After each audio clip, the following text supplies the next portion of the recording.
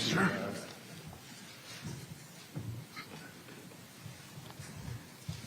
We're here today to sign a stack of bills that deal with law enforcement, deal with public safety in the state of Texas.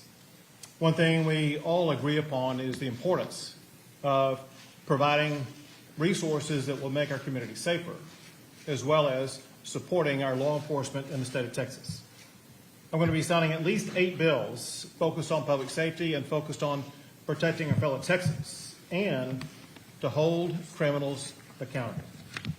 One of those bills holds rogue district attorneys accountable. Listen, if a district attorney wants to be in law enforcement, they have to start by enforcing the laws of the state of Texas. We will also be signing bills that rein in the rash of illegal street racing. We've seen this arise across the entire country, even right here in the state of Texas. We created a task force to crack down on the street racing, and it worked very effectively. That said, we know that law enforcement needs more and better tools to be able to crack down and eliminate dangerous street racing in communities. I'll sign a bill addressing that. I'll also sign a bill to deter catalytic converter theft, punish criminals who remove ankle monitors, and a law that puts violent criminals behind bars for longer if they leave their victim permanently paralyzed or facing serious brain damage. And I'm signing a law to provide much needed support for our rural law enforcement officers. We're going to provide more than $330 million in grants for sheriff's constables and prosecutors in rural counties to bolster the pay for hardworking law enforcement officers, some of whom are working on the front lines. Before I go into that, I want to allow representatives of leading law enforcement agencies in the state of Texas to say a few words. We will start out with Cleet. Thank you, Governor. Marvin, go ahead. Good afternoon. I'm honored to be here today. I'm Marvin Riles, President of the Combined Law Enforcement Associations of Texas, known as CLEAT. I'm from El Paso, and I'm just grateful that Greg Abbott is the governor of Texas. We want to thank Governor Abbott for working with us, for allowing us to present the working law enforcement officers' side of proposed legislation. That's who I'm honored to be representing here today. Governor, HB 17 begins the process of allowing the citizens of Texas to be able to hold some of these out-of-control district attorneys accountable for intentionally and arrogantly refusing to do their constitutional duty by enforcing the criminal laws of Texas. These George Soros-backed woke DAs are refusing to do the job they were elected to do by the voters. What happens when a DA refuses to bring charges against criminals? Where do the victims go? Where do police officers say to victims when the charges are systematically dropped? By attempting to undo laws passed by a duly elected legislature, these woke DAs have sent a clear message to the criminals. Don't worry. In Texas, your drugs, your illegal weapons, and your crimes won't be prosecuted. Instead, we blame law enforcement and prosecute officers doing the job and protecting the community. Governor, we believe you are the strongest voice for law enforcement officers in the nation. Thank you for signing these pro-law enforcement bills, and thank you so much. Thank you, Marvin, and thank you for every man and woman a member of CLEAT and the great work they do. Thank you. Thank you. Now TMPA. My name is Kevin Lawrence. I'm the Executive Director of the Texas Municipal Police Association. We represent over 32,000 law enforcement officers from over 2,000 different agencies across the state of Texas. And the governor's done a great job of explaining what these bills do. And even though they address several different issues, several different problems, we believe they've got a couple of things in common. One is that they will make our citizens, our communities, and our state safer. And the other is that they will give our law enforcement officers more and better tools to do their jobs. And the third, we believe, we hope, it will help stem the crisis we're having in recruiting and retaining qualified law enforcement officers. Governor, we appreciate the work these legislators have done in passing these bills. We appreciate you signing them. And we really appreciate the fact that you always put public safety at the top of your list of priorities. We got your back. Thank you. Thank you to all members of TMPA. We'll go. Thank you. So the first bill that I'm going to sign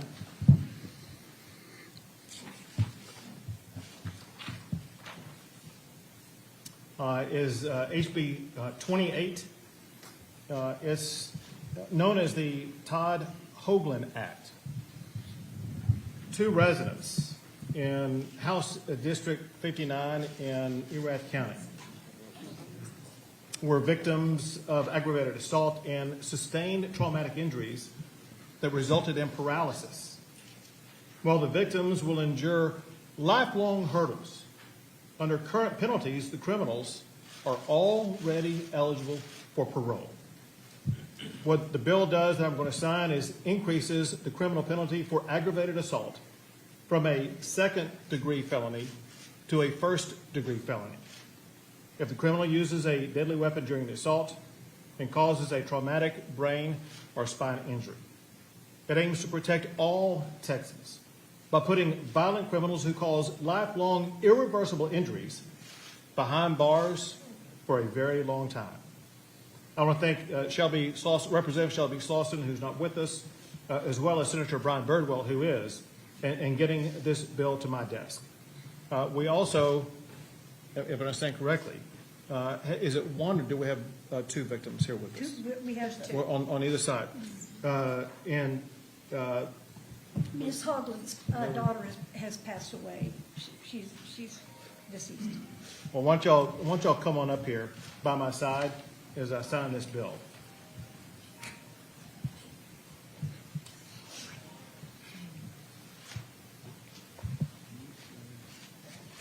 My tape's covered up on my watch.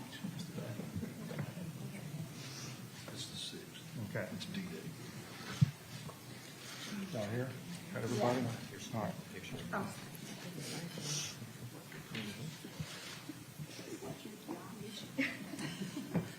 There you go.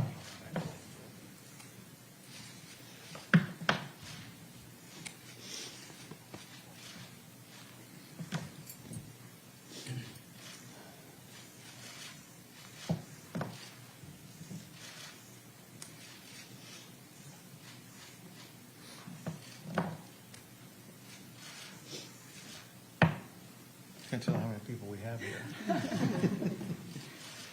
think that works.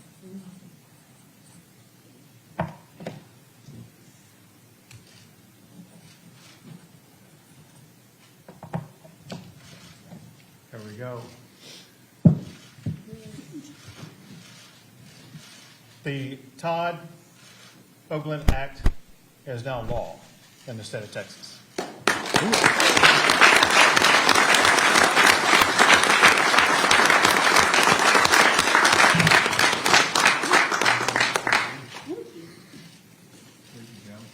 You all in the same family? There you go. Thank you, Governor. Senator, thank you. Thank you. Did you get one already? She did. Did you want Ms. Allison to have one? Absolutely, yeah. Would you like me to give one to That'd be Shelby great. when I see her in email? That'd be Yes, sir. great. All right, I will do that. Who? Thank you so much. Thank you so much. We appreciate it, everything.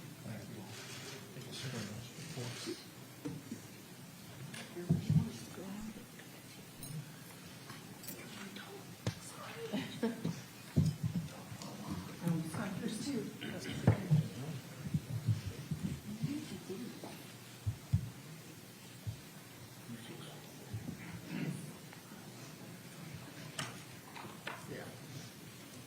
Next, I'm going to sign SB 224.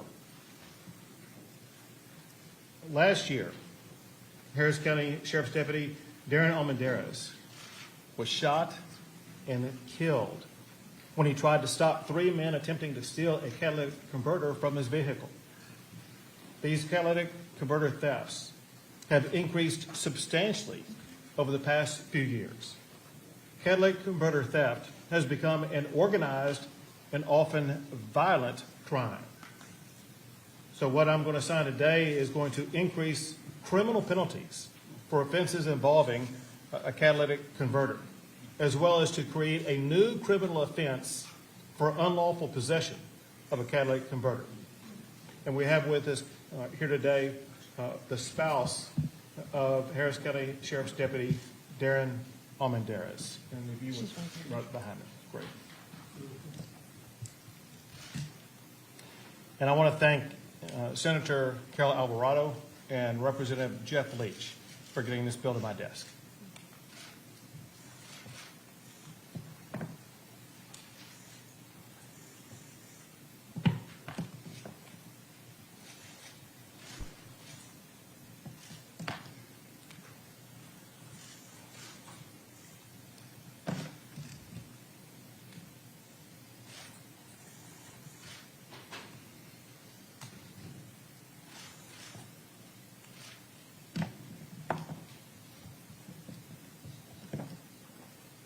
SB 224 is now law in the state of Texas.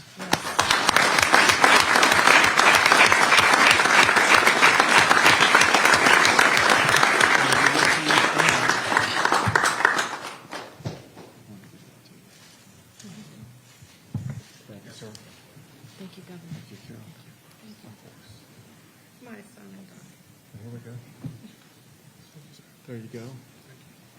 There you go. God bless you. Thank you.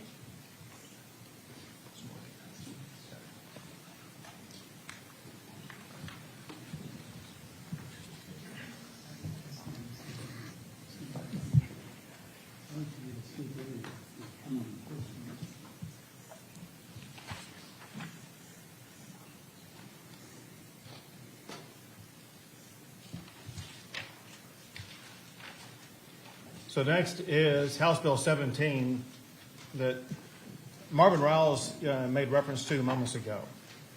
The fact of the matter is there are some district attorneys in the state of Texas that adopt policies that make public pronouncements that entire classes of crimes will not be prosecuted in their jurisdictions. The role of a district attorney is to enforce the law, not make it. If they want to make state policy, they should run for the state legislature rather than district attorney. The law that I'm going to sign adds that the policy or practice of refusing to prosecute a class or a type of offense constitutes official misconduct for purposes of removing a district attorney from office.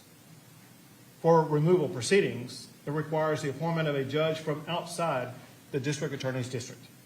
The goal here is to hold district attorneys accountable and prevent the refusal to prosecute offenses. I want to thank Representative Cook and Senator Huffman for getting this bill to my desk.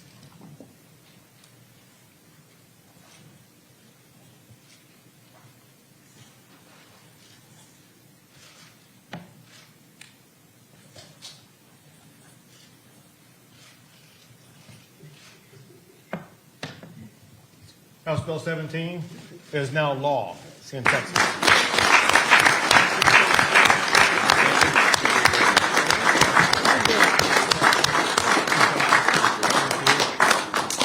Thank Great you, job. Governor. Thank you.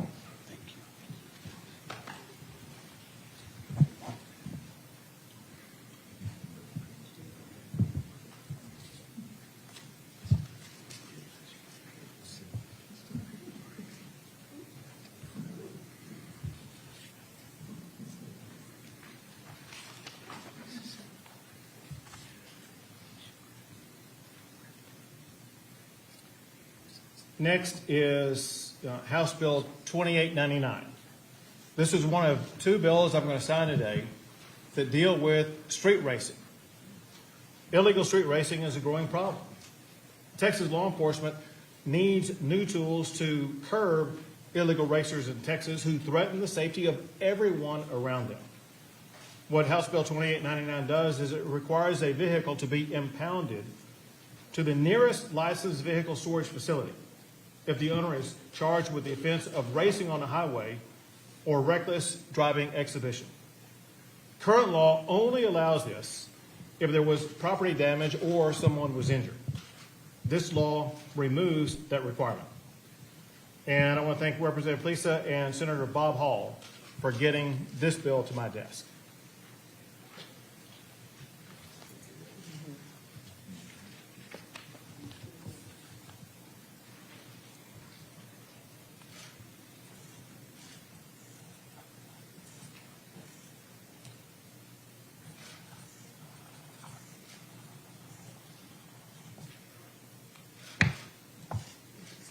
Thank you. Congratulations to you. Of course. Good job. Thank you, Governor. Appreciate you.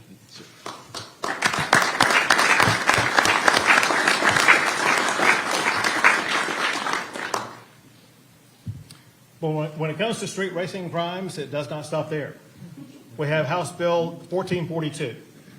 On top of what I just announced, this bill adds the offense of reckless driving exhibition and racing on a highway to the list of crimes under the engaging in organized criminal activity statute that authorizes the forfeiture of any vehicle seized in the commission of a crime. This creates a new section of code under the obstructing a highway or other passageway statute that allows vehicles and other contraband used during street takeovers to be seized by law enforcement. I want to thank Representative Ann Johnson and Senator Paul Bettencourt for getting this law to my desk.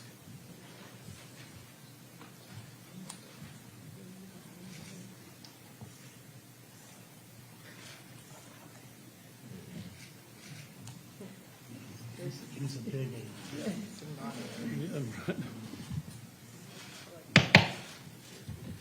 House Bill 1422 is now law in the state of Texas.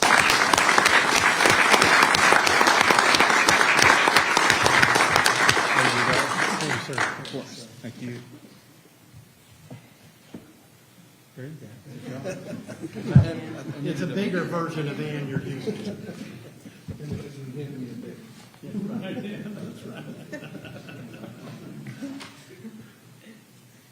So next is Senate Bill 1004. I'm signing a bill that imposes harsher penalties on parolees who tamper with monitoring devices. SB, hi, welcome back. Thank you. It's 1004, right? Yes, sir. All right. I think so, It is now. yeah. I'm going to claim it. Pretty sure it's Again, SB 1004, that imposes harsher penalties on parolees who tamper with monitoring devices. Tragic murders were committed in Dallas and Lake Highlands by two parolees who cut off their ankle monitors. As of last night, there was still, in a separate crime, a man missing in Dallas County right now after cutting off his ankle monitor while waiting for his murder trial. This law makes it a state jail felony for anyone to tamper with or remove an electronic monitoring device they are required to wear as a condition of release. It becomes a third-degree felony if the parolee is monitored under the super intensive supervision program. It allows law enforcement to prioritize the investigation and apprehension of an offender. Its goal is to deter and hold accountable parolees who have ankle monitors as a condition of their release. I want to thank Senator Huffman as well as Abe Herrero for getting this bill to my desk.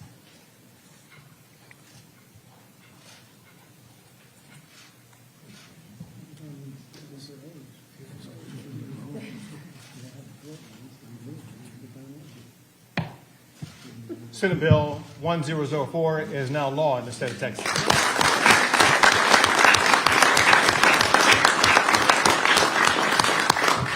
Good job. Thank you.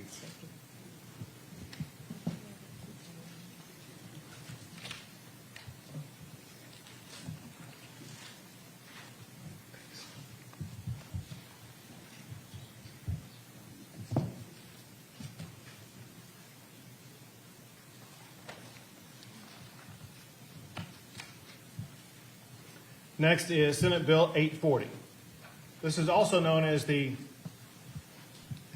help me with the pronunciation here, Jackie Puka and Annette Flowers Act. Our healthcare workers in Texas are under increasing danger and assault. As just one example, last October, 2 healthcare workers were killed at Methodist Dallas Medical Center by a violent offender who was on parole for aggravated robbery. What this bill does is to increase the penalty for assault to a third-degree felony if the offense is committed against a victim that the criminal knows is a hospital personnel while the victim is on a hospital property. Our goal is to deter violence against healthcare workers in the workplace. I want to thank Senator Royce West and Representative Anchia for getting this bill to my desk.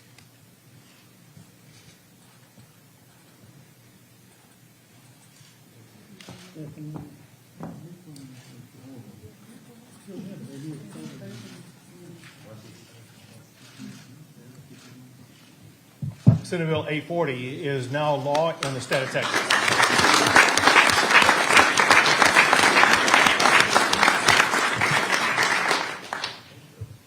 There you go. And Tia's not here, right? He's back. Thank you. Thank you, ma'am.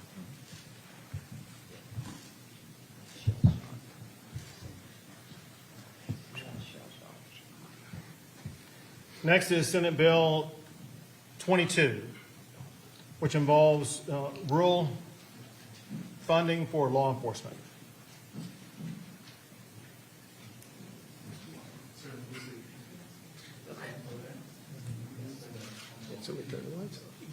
There we go. This provides rural counties in Texas with $330 million to bolster their law enforcement staff. It establishes offices of salary assistance grant programs for rural sheriffs and prosecutors for counties with a population of 300,000 or less. This helps 236 of the 254 counties in the state of Texas. It increases salaries of sheriffs and their staff, provides funds to hire more staff, and aids in the purchase of things like vehicles, firearms, and safety equipment. This funding will also increase the salaries of assistant attorneys, investigators, and victim assistance coordinators. I want to thank Senator Drew Springer and Representative Rein Guillen for getting this law to my desk.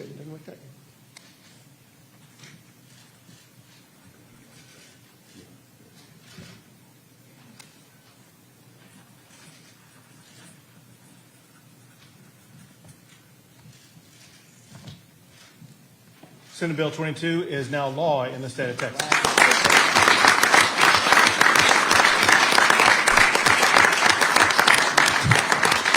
Congratulations to you. Appreciate it. Of course. Thank you, sir. Appreciate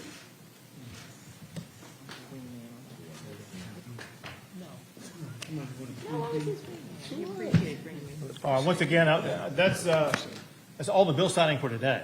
But once again, I want to thank all of these House and Senate members for working so hard on an issue so important to our fellow Texans, and that is supporting our law enforcement officers, providing them the resources they need to protect their communities, as well as focusing on the public safety of our communities, responding directly to victims of violent crime, working for solutions to ensure we will prevent others in Texas from being those victims. With that, we'll be happy to take a few questions. Governor, will you accept Lieutenant Governor Patrick's challenge to a Lincoln Douglas style debate on property taxes? So when it comes to property taxes, what really needs to be done is to focus on reaching an agreement between the House and Senate. And the only thing we're going to focus on this session and successive sessions is making sure we pass property taxes. The good news is we've already agreed to the amount, which is historic, $17.6 billion.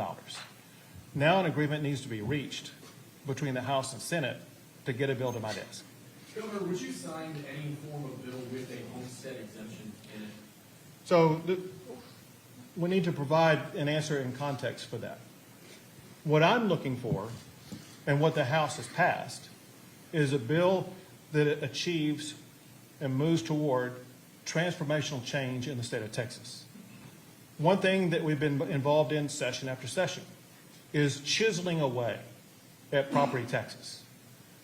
The goal that I've articulated, the goal that the House is supporting, a goal that's been supported by the leading tax reform entities in Texas and in America, as well as organizations like the Texas Public Policy Foundation, is to use money to engage in what's called compression, which is buying down the property tax rates of maintenance and operation in school districts.